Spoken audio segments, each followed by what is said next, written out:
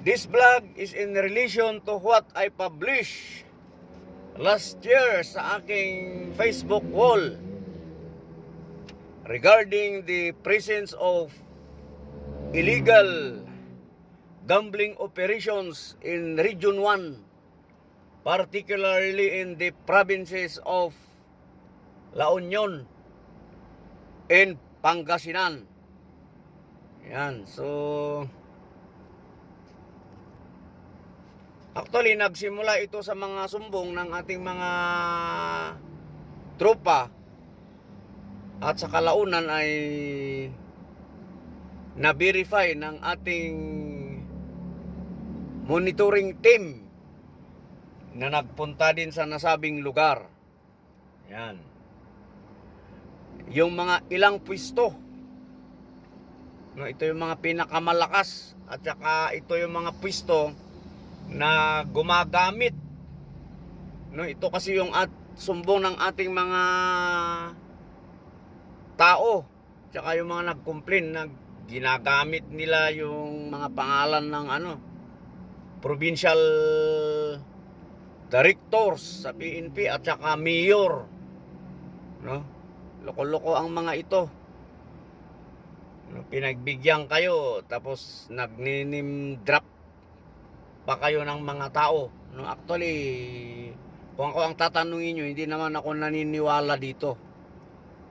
Pero of course, hindi dapat ito itolerate na gagamitin nila ang pangalan ng kung sinong Poncio Pilato dyan bilang protector. Kasi siyempre reputational damage ito sa mga nakakarinig. Ikaw ba naman, provincial director ka ng Pangasinan, tapos ginagamit yung pangalan mo na protector, siyempre, that is foul, hard foul yun. Kung ako yung provincial director dyan, kakatusan ko yung mga tao na gumagamit sa aking pangalan.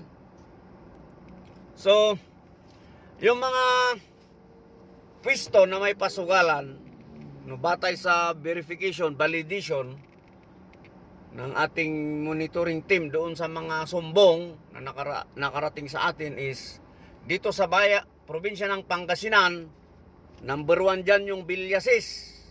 Makikita doon sa likod ng Bagsakan Center. Pangalawa yung Posurubyo, malapit doon sa opisina ng BFP. At saka yung nandun sa plaza mismo ng Infanta, Pangasinan. Yan yung particular na tinumbok ng ating tropa na nag-validate. At doon naman sa lalawigan natin dyan sa La Union is number 1 dyan, of course, yung pasugalan dyan sa, I think San Antonio yan, sa Aguo, kung hindi ako nagkamali. Basta malapit yon sa police station, no? Ang harap ng pwesto ng pasugalan na yan is mga kainan dyan sa bayan ng Aguo na madalas kong kinakainan pag ako ay nagbabakasyon. No? At ang pangalawa na in-identify is yung Tubao. Yan, bayan ng Tubao, La Union, may malaking din yan, illegal gambling operations.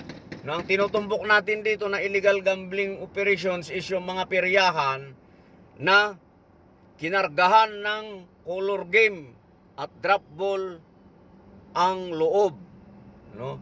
Kasi iba ang may-ari noon, iba yung may-ari sa perya, sigurado iba din yung may-ari ng pasugalan. At yun naman yung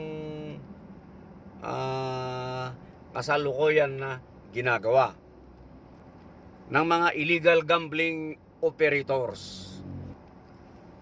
By the way, moving forward, yours truly would like to invoke his rights, di ba?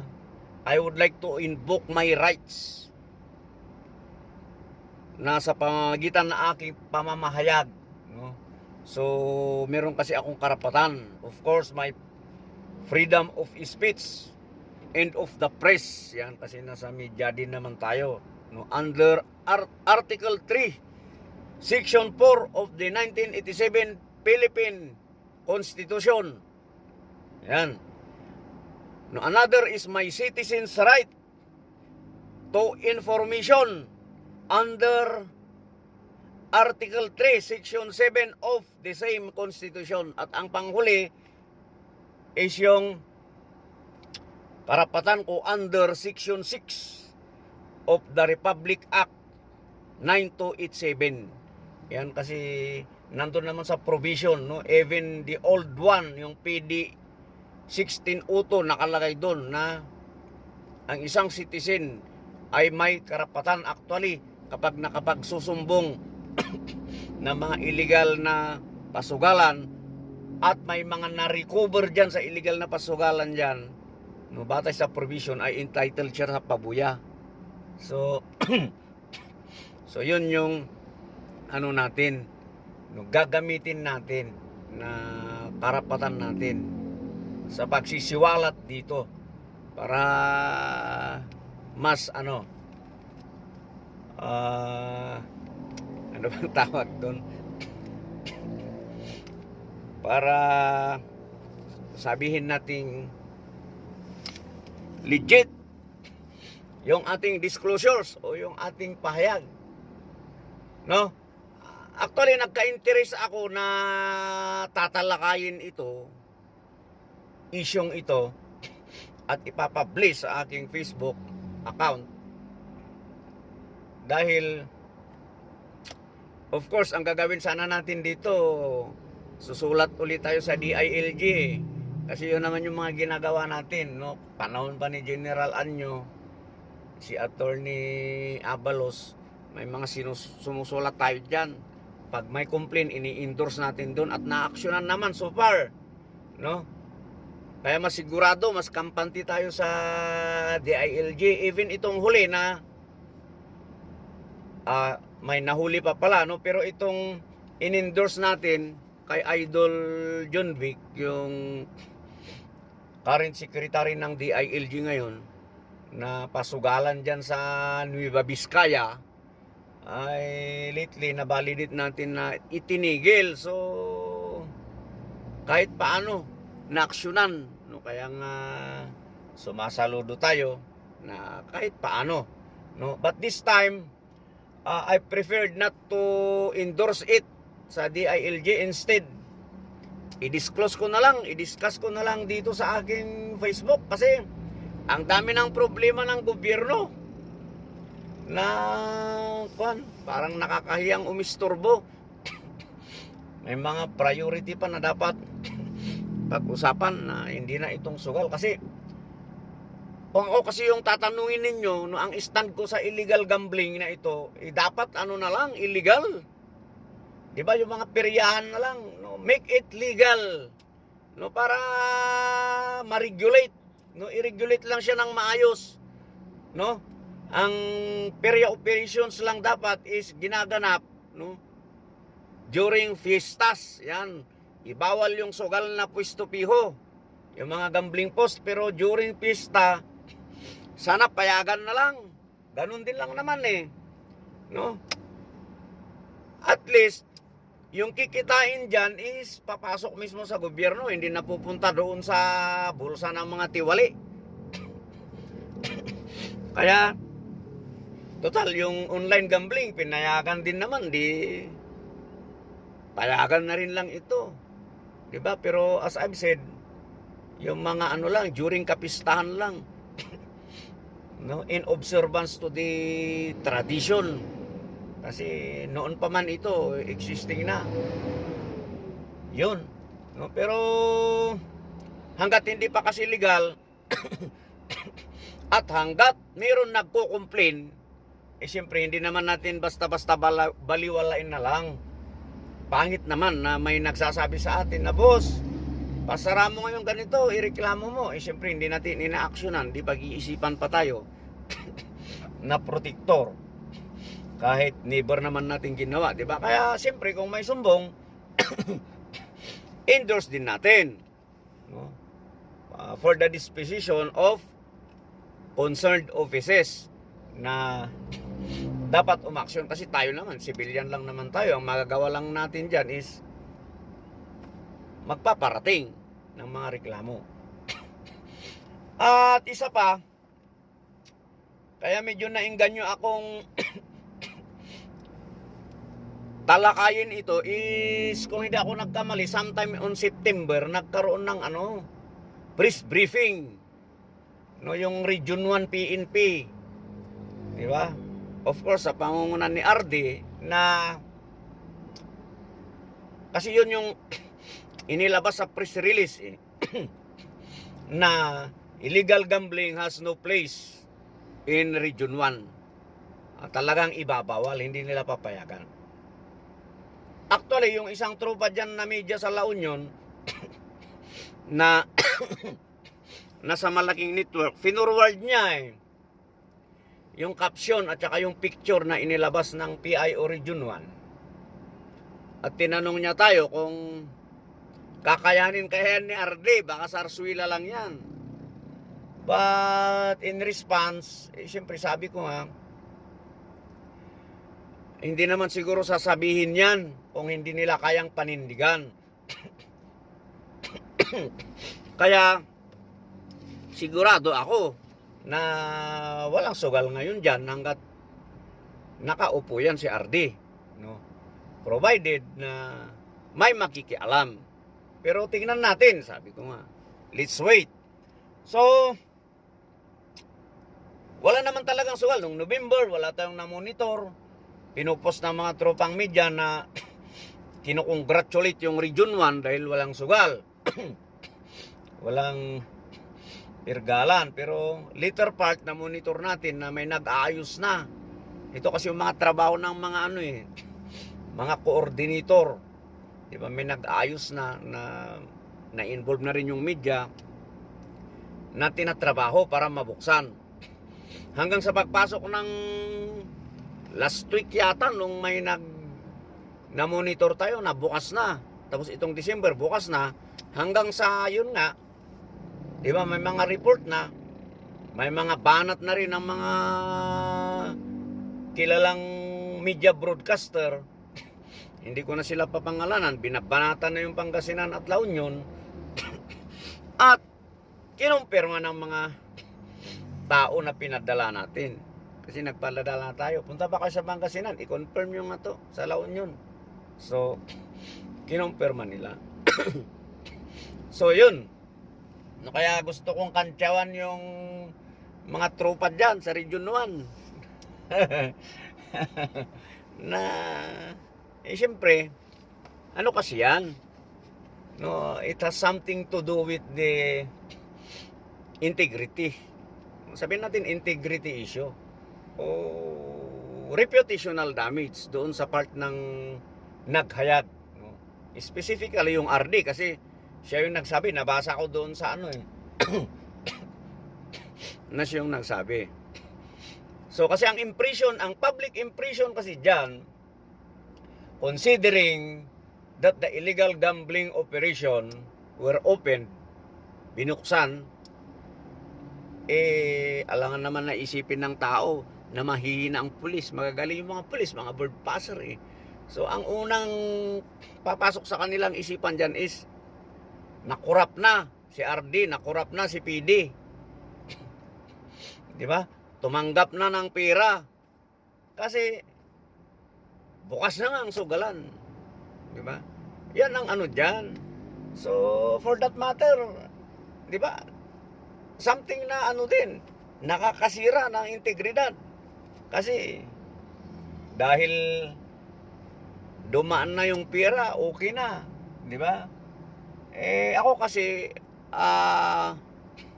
inconclusive sa akin yun, yung impression na yun. Hindi naman ako basta-basta naniniwala dyan kasi siyempre alam naman natin yung mga diskarte, di ba?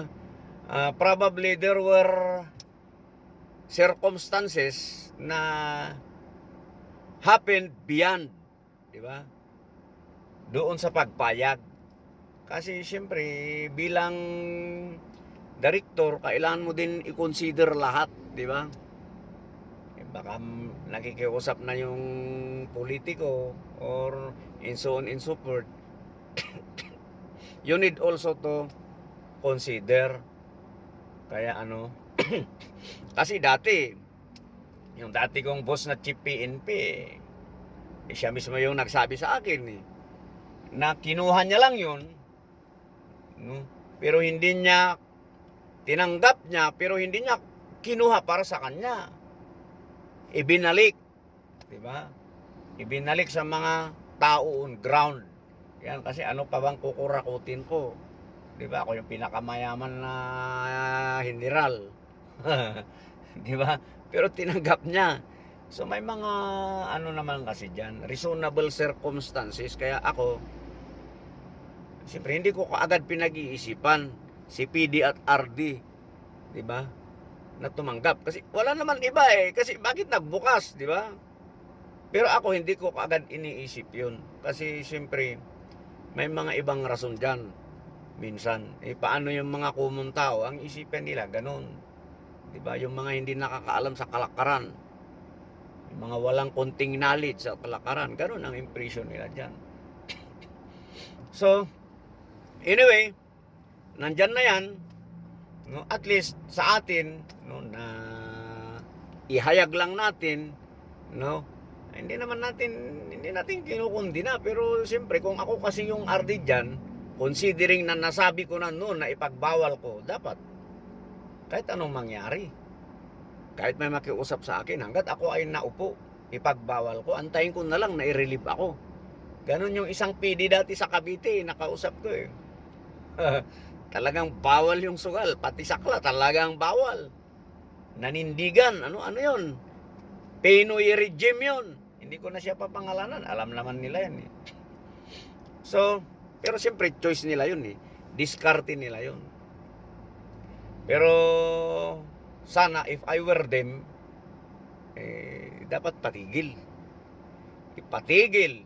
Lalong-lalo na yung mga lintik na pergalan na yan na nanggagamit ng pangalan. Yan yung hit na hit ko. Di ba? Yung nang lalait. Di ba? O nagbabanta. Kasi may nagsabi pa na mga dati nating tauhan na meron mo, iimbitahan pa nila doon kay Hippie daw para ma-verify kung sila ay legit na media. Kaya ang sabi ko, at sana pumunta na kayo pagkakataon nyo yan. Di ba? There's no need to become jamin naman pagdating sa complaint Kahit sino pwedeng mag-complain. Sana pumunta na kayo. Di ba? Tsaka bakit kayo matatakot? Hindi naman kakampihan ni si OP yan illegal yan Pero kasi may mga personnel dyan sa mga pergalan na yan, pati yung mga nagpipicture, sabi ko, huwag kayong magpa-picture kasi data privacy issue yan. Di ba? Pwede naman nilang i-verify. Di ba? Kukunin yung pangalan nyo, i-verify, pero huwag ganon kasi parang nire-regulate kayo ng mga illegalista. Di ba? Pero at saka yun yung ayaw na ayaw ko yung nanggagamit ng tao na malakas kay mayor and so on and so forth. Di ba? Kaya dito dati, yung mga nakaraan man, yung mga ganyan dito sa Cavite na nagsasabing ganun, dinidirekta ko yan na nire-report. Minsan gumagamit na rin ako ng tao para hindi ma-identify.